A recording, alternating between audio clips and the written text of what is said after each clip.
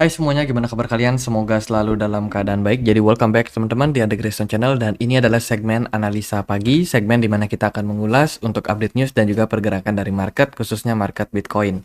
Teman-teman, hari ini kita berada di tanggal 21 Desember 2023. Nggak terasa beberapa hari ke depan kita akan menutup tahun ya. Di perdagangan kemarin teman-teman kita dapat beberapa news dari kalender ekonomi. Ada data soal CPI atau inflasi dari Inggris, di mana trennya mengalami penurunan. Ini adalah tren yang positif banget untuk CPI dan juga PPI yang ada di Inggris ya. Ini good news teman-teman. Kemudian dari Amerika Serikat kemarin kita ada data soal consumer confidence cukup bagus. Kemudian juga ada penjualan rumah lama teman-teman. Ini juga trennya bagus. Kalau kita perhatikan dari hari ini ya, itu akan ada beberapa news lagi teman-teman. Yang pertama ada soal GDP untuk Amerika Serikat, di mana diprediksi GDP-nya meningkat dari 2,1% naik menjadi 5,2%. GDP yang meningkat itu mungkin berimpact terhadap kenaikan dolar. Jadi waspada buat teman-teman, kalau dolar menguat bisa jadi ada aset lain yang bakalan kena imbasnya. Kalau kita perhatikan ini kenaikannya signifikan banget sih dari GDP Amerika Serikat, dari 2,1% naik menjadi 5,2. Itu kan naik sekitar 3,1%. Tinggi banget teman-teman. Dan ya kita nggak tahu apakah kedepannya bakalan beneran rilis seperti forecast-nya atau tidak ya. Tapi ini menurut saya lumayan data yang bisa memberikan impact terhadap market.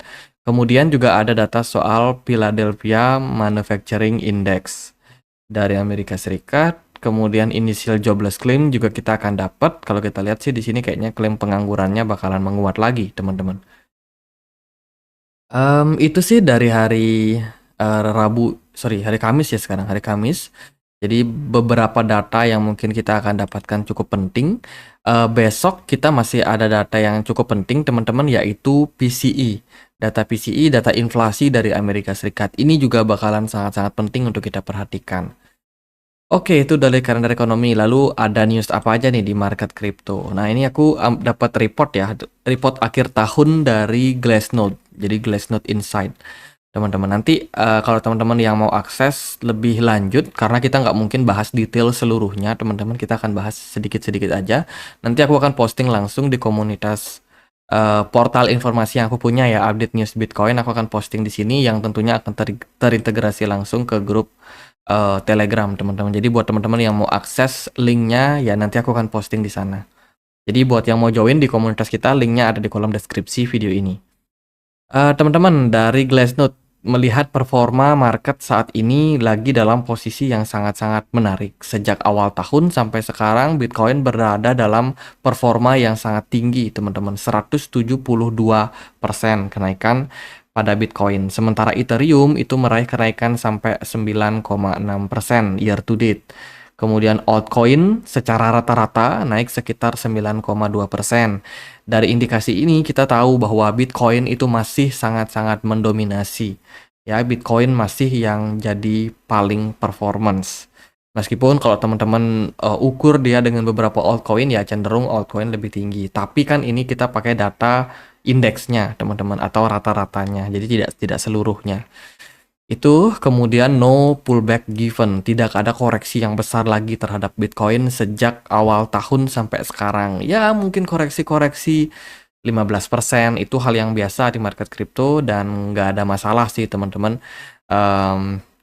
Dan kalau kita perhatikan juga dari data ini, bull market correction drawdown, penurunan terhadap terhadap kondisi dari koreksi kenaikan Bitcoin itu maksimal hanya 20% drawdown-nya atau penurunan terdalam dari market.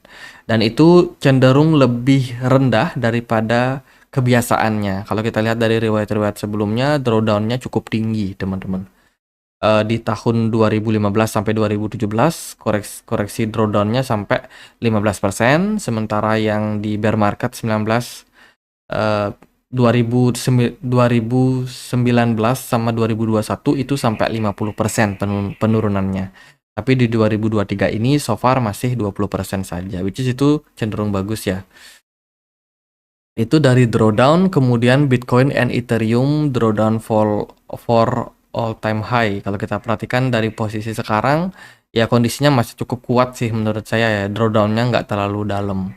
Kemudian Bitcoin and Ethereum realized cap drawdown from all time high. Kalau kita lihat dari data ini, menunjukkan memang kenaikan Bitcoin, seiring dengan kenaikannya Bitcoin, itu ternyata drawdown yang didapat pada Bitcoin cenderung lebih rendah daripada yang terjadi pada Ethereum. Otomatis di sini kita bisa mengambil kesimpulan bahwa Ethereum itu lebih volatile daripada Bitcoin. Cuman Ethereum ini sudah memperbaiki trennya kalau kita ukur dengan perbandingan di 526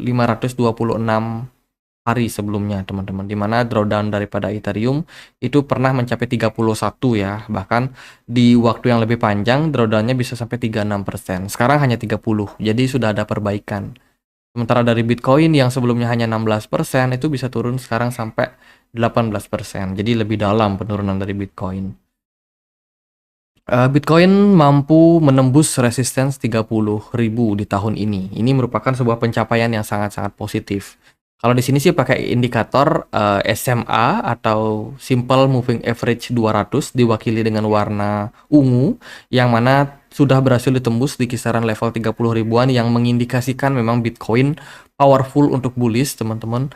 Kemudian kalau kita perhatikan dari indikator yang lain, ada realized price diwakili dengan warna orange, dan juga Bitcoin price diwakili dengan warna hitam, menunjukkan memang Bitcoin saat ini lagi dalam fase bullish, teman-teman. Sangat-sangat bullish untuk Bitcoin. Ya, itu sih beberapa data. Kalau kita perhatikan memang pergerakan Bitcoin ini kita kan pakai time frame satu tahun ya, teman-teman. Otomatis kita lihatnya long term aja. Kita nggak lihat jangka pendeknya apakah Bitcoin seperti apa, ada yang taking profit atau apa, enggak, teman-teman. Ini lihatnya murni di jangka panjang, dan which is datanya menunjukkan tren yang positif sekali untuk Bitcoin menjelang penutupan tahun 2023 ini, teman-teman. Jadi 2023 Bitcoin sangat-sangat positif. Lalu ada berita apa aja kemarin? Kemarin BlackRock itu bertemu lagi sama SEC untuk membicarakan perihal ETF Bitcoin yang bakalan mereka luncurkan, teman-teman. Tapi ini belum dapat approval ya. Setelah kemarin BlackRock resmi mendapatkan kode dari SEC, artinya dia udah dapat tikernya, teman-teman.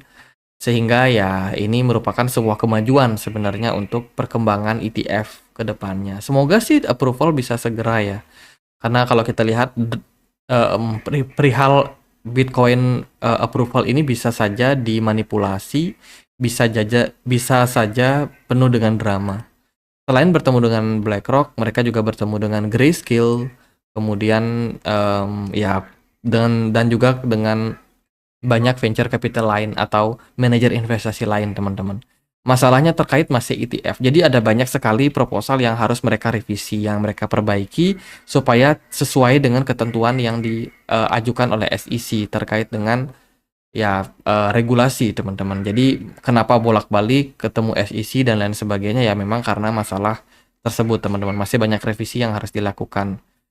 Targetnya ya semoga bisa Januari sih. Semoga nggak ditunda-tunda lagi seperti yang sebelum-sebelumnya terjadi. Kemudian berita bagus datang dari Ripple. Ripple baru aja ditambahkan untuk Bank Sentral Irlandia terkait dengan Virtual Asset Service. Ini cenderung positif untuk Ripple ya. Untuk proyek Ripple, di mana mereka sudah mensupport layanan Virtual Asset Service, teman-teman, yang akan bisa untuk digunakan di bank-bank yang ada di Irlandia, karena dia sudah dapat semacam regulasinya itu dari bank sentral dari Irlandia. Jadi ini bagus, good news untuk Ripple. Kemudian ada Revolut. Revolut ini menghentikan layanan kripto untuk pelanggan Inggris terkait dengan aturan FCA yang baru, teman-teman. Revolt, ya ini berita yang kurang begitu bagus ya, teman-teman. Mungkin karena nggak terlalu laku juga apa yang ditawarkan, layanan yang ditawarkan oleh Revolut di sana. Ini ada data dari Messari. Tadi kita dapat dari Glassnode, sekarang kita dapat dari Messari, salah satu platform analitik juga untuk Bitcoin. Again, kita nggak bahas semuanya karena ini terdiri dari 193 halaman, jadi kalau dibahas semua sangat-sangat padat. Jadi kita akan nanti posting di komunitas Telegram. Buat teman-teman yang mau akses, silakan linknya nanti ada di kolom deskripsi. Teman-teman, menurut Messari analis ya, dia pegang beberapa project kripto ataupun aset kunci. Kalau kita perhatikan di sini ada namanya TBI atau kodenya TBI, itu dia memasang atau menargetkan beberapa project yang lagi dalam posisi on fire. Dia targetkan adalah Grayscale Bitcoin, ini ETF ya. Yang kedua adalah Solana yang dapat biggest winners, which is good teman-teman. Kemudian ada namanya Marche, dia fokus di RNDR atau render, dan itu oke banget. Dia punya beberapa portfolio yaitu Bitcoin, Ethereum sama render. Kemudian ada Dustin, ini dia menjagokan Solana, Olas sama Nos. Aku nggak tahu Olas sama Nos nih koin apa teman-teman, tapi ya which is itu bagus teman-teman. Kemudian juga ada Kunal menjagokan Rune, AKT dan juga Tau. Terus ada Sami menjagokan RNDR, AKT, Tau. Terus ada Ali, Solana, Tia, Render, MKR. MKR itu sentimennya RWA ya. Terus ada Kel menjagokan Solana. Oh, rata-rata mereka jagoin Solana semua, teman-teman. Set juga menjagokan RNDR sama Solana. Tuh, AKT, kemudian Mihai, RNDR dan juga Solana, JTVL, GBTC, Grayscale Bitcoin, kemudian yang lain-lain semua jagoin koin, ada PP juga. Ada yang jagoin ya koin ya, sama Milady ya. Ya itulah teman-teman, koin-koin yang mereka jagokan cukup banyak dan menurut saya sih cukup relevan. Kenapa? Karena ya Bitcoin dan kripto lagi naik-naiknya. Jadi kalau kita jagoin koin apapun, kemungkinan besar, persentasenya besar untuk kita cuan juga, teman-teman. Itu ya, ada banyak report sebenarnya yang ditampilkan di sini. Kalau kita lihat ada beberapa sentimen. Saat ini kita tuh lagi ada di mana sih? Nah, kita lagi dalam kondisi setelah kehancuran daripada FTX, kemudian Terra, Do Kwon yang masuk penjara, kemudian keruntuhan Three Arrow Capital. Kita sudah melewati fase-fase itu, teman-teman. Fase-fase banyak sekali fund. Kita juga melewati fase di mana Changpeng Zhao sudah resign dari Binance dan memutuskan untuk berada di belakang layar, bikin project-project atau mensupport project-project crypto dan juga decentralized finance.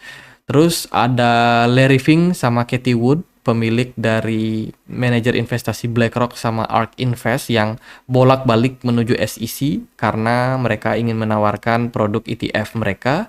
Kemudian juga ada ini Jeremy Dell dan juga Dante Shipper dari Circle ya, founder daripada USDC yang masih coba untuk merebut market cap yang dimiliki oleh Tether. Jadi perjuangan tidak hanya dalam proyek-proyek kripto tapi juga stablecoin juga sama-sama berjuang untuk posisi sekarang. Kemudian juga ada Christine Smith dari The Blockchain Association and Michael Karkasi Persiek EPC, ini masih berfokus sama policy, sama regulasi lah dari market crypto. Selain itu juga ada Senator Elizabeth Warren dan juga Herminians, itu berfokus untuk nge-fund Bitcoin karena ya mereka ini berfokus untuk memang menjatuhkan Bitcoin karena mereka sudah membentuk yang namanya anti crypto army. Dan orang-orang di belakangnya itu adalah Gary Gensler, kemudian Martin Groberg, terus juga ada Rohit Chopra ya, dan juga Deputy Treasury Woli Adeyemo.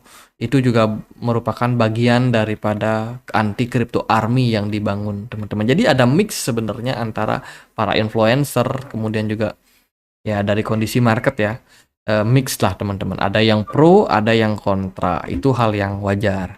Dan Elon Musk sendiri itu masih stand on crypto. Saya rasa Elon Musk masih pro ya terhadap Bitcoin. Even dia sudah jual Bitcoin mereka karena memang untuk menyelamatkan Tesla dan juga SpaceX, teman-teman. Tapi tetap Elon Musk bisa dibilang menjadi salah satu influencer terbesar saat ini yang masih punya peran terhadap pergerakan dari market. Dan ya itu sekilas teman-teman, selengkapnya teman-teman bisa baca nanti ya. Next kita akan lihat dari berita yang lain. Ini ada Binance portfolio yang belum listing. Nah, ini siapa nih teman-teman yang lagi cari portfolio milik Binance Lab, teman-teman. Ini ada beberapa project yang mereka sedang garap atau sedang mereka kerjakan, cuma tokennya belum listing. Ada Layer Zero yang paling favorit. Terus juga Ultiverse, teman-teman. Ultiverse. Kemudian Outlayer, ini juga favorit. Terus ada Xtrio, Tabi, kemudian Liveform, terus di FOS, Helio Protocol, Manta Network, terus juga ada Kinza. Jadi yang dapat warna biru ini atau ungu ini itu ditandai dengan potensial, teman-teman. Itu adalah beberapa project, teman-teman bisa screenshot ya. Siapa tahu nanti ada listing token ya kan, siapa tahu teman-teman bisa manfaatkan untuk gain profit di sana, teman-teman. Jadi bisa diperhatikan untuk beberapa token tersebut.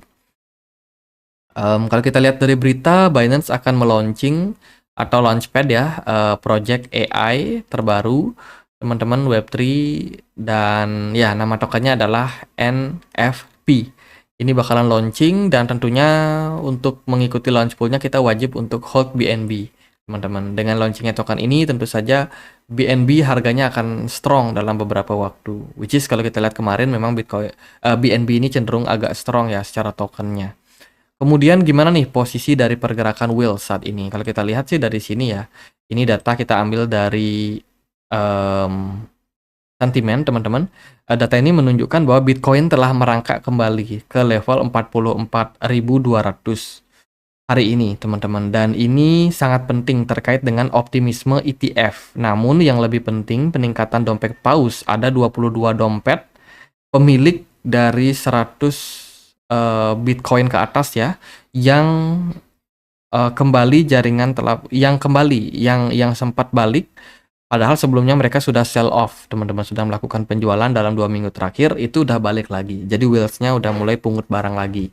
Jadi ini memberikan impact terhadap kenaikan harga terhadap Bitcoin. Lalu gimana nih kondisi dari Bitcoin? Kalau kita perhatikan hari ini Bitcoin diperdagangkan di kisaran level 43.600. Memang belakangan saya rasa Bitcoin sangat-sangat volatile menjelang data PCE. Dan sekarang aku perhatikan Bitcoin ini ada kecenderungan membentuk yang namanya ascending triangle. Teman-teman, pergerakannya cenderung cukup impulsif ya belakangan ini, 1, 2, 3 kenaikan, dan sekarang kita lagi ketahan di level resistance 43.500. Pergerakan Bitcoin ditunjang sama peningkatan volume yang baik. Kemudian dari smart money juga terjadi peningkatan, meskipun sometimes smart money-nya suka hilang-hilang gitu di weekend. Tapi ya sekarang posisinya masih cukup strong. Banyak yang berspekulasi ini adalah potensi ascending triangle pada Bitcoin, sehingga masih akan membawa kemungkinan Bitcoin mengalami kenaikan. Tapi kalau opini saya pribadi, pergerakan Bitcoin saat ini lagi dalam posisi flat ya, korektif agak flat, teman-teman. Di sini sih ada beberapa kemungkinan. Kalau kita berpikir bahwa itu adalah ascending triangle atau rising triangle, maka di sini ada 2 potensi, teman-teman. Yang kita harus pantau adalah level resistance yang penting saat ini. Di sini kita melihat di 44.500 adalah level resistance penting untuk Bitcoin. Saya pribadi belum tahu arah Bitcoin ke depannya bakalan kemana. Tapi kalau potensinya adalah rising triangle yang di kiri, maka Bitcoin masih ada kemungkinan untuk rally, teman-teman. Tapi kalau yang ternyata kemungkinannya adalah yang di kanan, ini kan menunjukkan bahwa kita lagi dalam fase korektif cenderung breakdown. Maka teman-teman wajib untuk perhatikan beberapa level di sini. Kalau Bitcoin sampai breakdown dari level 41.400, maka kita mungkin akan mendapatkan opsi koreksi terhadap Bitcoin. Koreksinya untuk running wave E di sini untuk corrective pattern, dan kemungkinan kalau kita breakdown dari level 41.000 ini, kemungkinan kita masih dalam tahap koreksi dan akan berpeluang untuk koreksi yang lebih dalam. Namun kalau Bitcoin saat ini berhasil breakout, ya kan mungkin dia butuh satu penurunan lagi, kemudian dia menguat dan dia langsung kembali melanjutkan tren rally. Jika itu yang terjadi, maka kita mengikuti pola yang di sini. Di sini ada 3 kali pantulan, 1, 2, 3, teman-teman. Jadi anggapannya untuk saat ini kita lagi berada di pantulan kedua. Berarti kita masih ada potensi untuk koreksi berikutnya. Dengan teman-teman yang mau koleksi barang bisa tunggu di 41.600. Itu setelah teman-teman koleksi barang di level tersebut, let's say kalau Bitcoinnya grow up lagi, ya ada kemungkinan dia bakal ngetes lagi level 44.000-nya.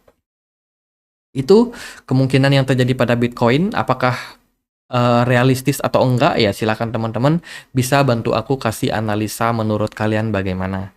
Jadi kalau dari saya sih melihat tahun depan narasi positif masih ada, which is itu adalah approval Bitcoin. Yang kedua, mungkin kita lagi euforia juga teman-teman terkait dengan ya setelah libur panjang, ya kan trader juga mulai pada aktif lagi, ya bisa jadi di momen-momen tersebut ada masuk dana yang lebih besar lagi. Gitu sih paling. Untuk jangka pendek, waspadai aja rilis data yang akan kita dapetin nanti teman-teman. Karena GDP itu di forecast bakal naik. Kalau kita lihat dari indeks dolar ini udah mulai kecenderungan menguat teman-teman. Ada potensial kenaikan pada RSI-nya disertai dengan kenaikan harga. Ini kalau dia menguat bisa jadi Bitcoin justru malah reject di level 44.000 dan membuat koreksi balik mungkin ke 41.600. Jadi gitu aja paling buat update kali ini. Semoga video kali ini bisa bermanfaat. Jadi itu, kalau kalian mau join di komunitas Telegram kita, linknya ada di kolom deskripsi video ini. Jadi gitu aja, semoga bisa bermanfaat. Dan akhir kata saya Andre, makasih.